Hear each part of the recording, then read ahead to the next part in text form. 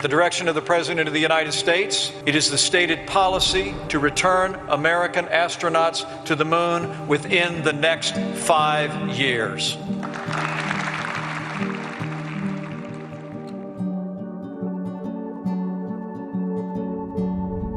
And liftoff of Artemis 1. We rise together, back to the moon and beyond. People want to get back to the moon. They want to do cool stuff again. I mean, it's been a really long time. We got to the moon, it was like we forgot even how to do it. And so I think this is exciting that people want to get back there again. All that stuff had really died. It was just like pipe dreams. And so at least we can see the government move in that direction. Why should we go to the moon? Because it is there. It's just such an obvious place to put a base that then you can use to support further on exploration. And specifically, that's because we now know that there is water in the form of ice on the moon. And ice is many things. Ice is oxygen you can use for air to breathe, and it's also rocket fuel. And that makes it this ideal way station. Well, what do I want to say about Artemis? There's good bits and bad bits to Artemis. I mean, you're borrowing from a lot of old space, which just does not seem to have adjusted to the new era at all. They're not reducing costs. They're still slow. Things don't always work. And then you're trying to marry some of that with what companies like SpaceX can do. And I'll be very curious to see how the next few years play out and how that balance holds.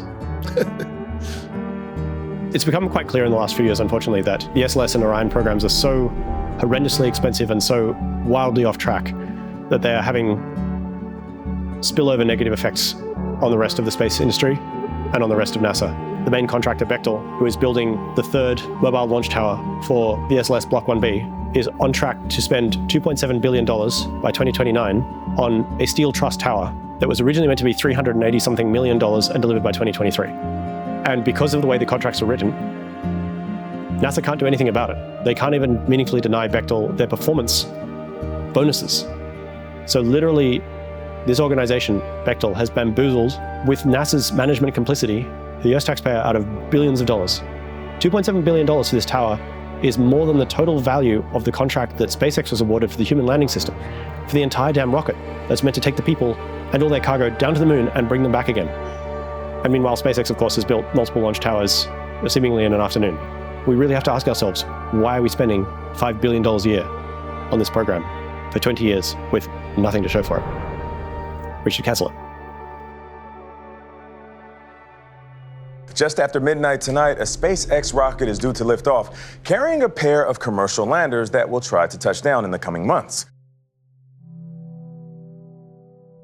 I mean, it's absolutely huge for me, right? Especially because the first memories I have are around Apollo and around moon landings, and our photos of the moon landing. Everything is about the moon.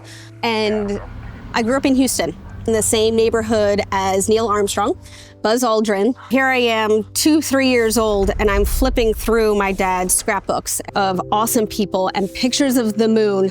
And then all of a sudden a check. And I'm like, Dad, why is there paperwork in this awesome scrapbook? And he loved Neil Armstrong, Buzz Aldrin, and all the excitement that went with that. He was a paper boy in the neighborhood, and he was way too embarrassed to walk up and ask for their signatures. So he saved up the $2.12 for their monthly paper and paid for it himself, and then just pocketed the check. So we have Neil Armstrong's signature and Buzz Aldrin's signature on checks.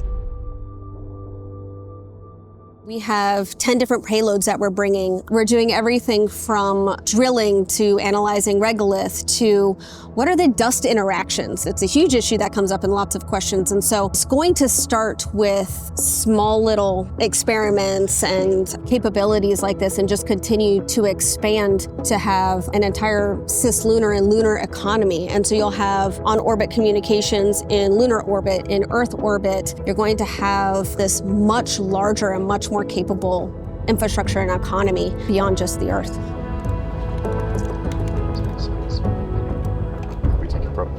It's really hard to believe over decades of thinking about this, and every piece I put together to be a part of something like this with this team. It's finally here, and it's surreal, and I'll be on console for that mission. And I think if you shot me a text an hour after that, I'm not sure I'd have words. 3, 2, 1, ignition. And go high space, go south. Vehicles pitching downrange. Firefly Blue Ghost, separation confirmed. From all of us here at SpaceX, it has been a pleasure having you on board, Blue Ghost. Safe travels.